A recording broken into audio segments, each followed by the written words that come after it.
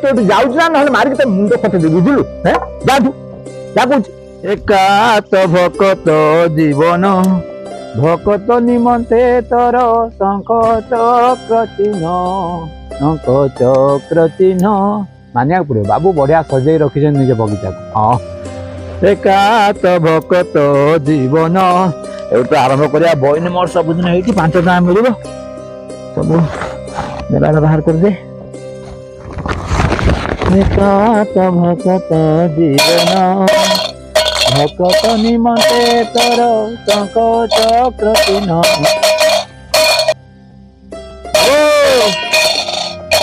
आसीगली बाबू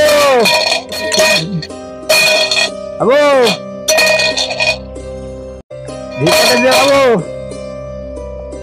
बाबू भितर दियो अरे आसुची आसुची अरे तो आसीगलु भलला तू गोटे काम करू आ सप्ताह जाए आसबुनि कहीं कहलु आमे समस्ते जाऊँ गाँ को भोट देवाई बुझल तो एत दूर भोट देवा जी ना अरे केवल मो नुहे आम परिवार समस्ते 5 जन जाक जी भोट देवा बुझल तो अच्छा आप 5 जन जाक भोट देवा जी हाँ जावाक तो पड़ो कहीं कहलु आम जो नेता को भोट देवा सी आमको पूरा जन पिछा 2000 टंका लेखाएं देते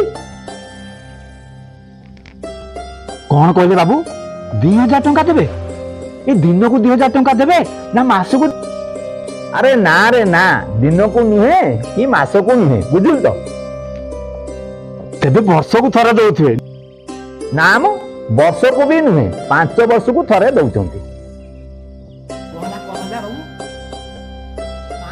वर्ष को 2000 टंका 5 वर्ष को 2000 टंका माने दिन को धर ये ला टंका धर टंका ये बाबू मते परा निजे दउछथि दिन को 5 टंका दिन को जदि मते 5 टंका दउछथि तबे 5 वर्ष को मोर हला 9125 टंका 9125 टंका मु बाबू मोटर 5 वर्ष रे नउछि अर्थात बाबू 2000 टंका नै भूल दम जाउछथि किछि बुझि पाउनी आ पर एते बुझार कोन बाबू भेको देले गला कोन आ बाबू भेकोटा आ दियो किंतु एती कथा तो मु बुझी गली कि जहा को बाबू बाबू डाकी 6 वर्ष धरी 5 टका लेखाय दिन को भिक्षा नउची ये तो मो ठारू बड़ भिकारी हां हां बड़ भिकारी इसको मागी मागी संध्या बेल गणा गणी करियार मते भारी कष्ट होची ये बाबू को मु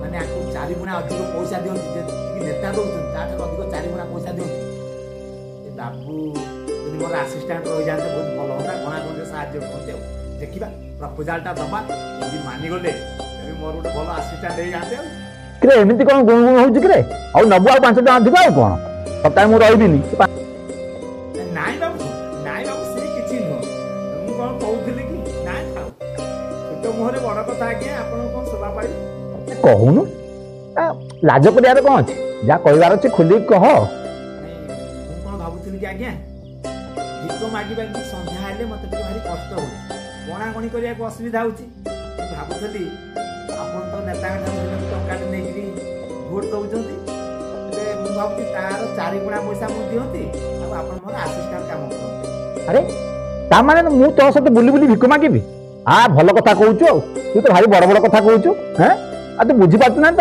मुंडो कोन 5 टका रे मुंडो तू एते कथा कोन कहउछु ना बाबू आपण काई की बुली बुली भिको मागिबी भिको मु मागिबी संध्या बेल को जो हिसाब कर असुविधा होछि आपण हिसाब किताब रखिबी केबे केबे देह खराब हेले भिको मागिया को पड़िबो तापरे मु पूरा कहली नेता ठारू 4 गुणा अधिक मु पैसा देबी दिन आ कोन असुविधा तापर तुम संगे भिको मागी हां नेता टंका दउछन दिन को मु 5 टका देबी हला कहला मु तोर असिस्टेंट रहबी बाबा असिस्टेंट रहबी भिको मागी बहुत बड़ बड़ कथा कहउछु जा तू पळा जफा शीघ्र जा आपण ठीक कहली मु भिकारी मोर 5 टका रा मुंडो किंतु आपण दउछन बड़ भिकारी आपण को 5 वर्ष पाई नेता मान 2000 टका दउछन 2000 टका हेले दिन को पहिला टंके केते पैसा जदि टंका नेइकिरी आपण भोट नै पारछन आपण कोन बड़ भिकारी कहती भाबंतु थरे आज्ञा भाबंतु मु काहे कहली आज्ञा आपण निजे भाबंतु भिकारी के न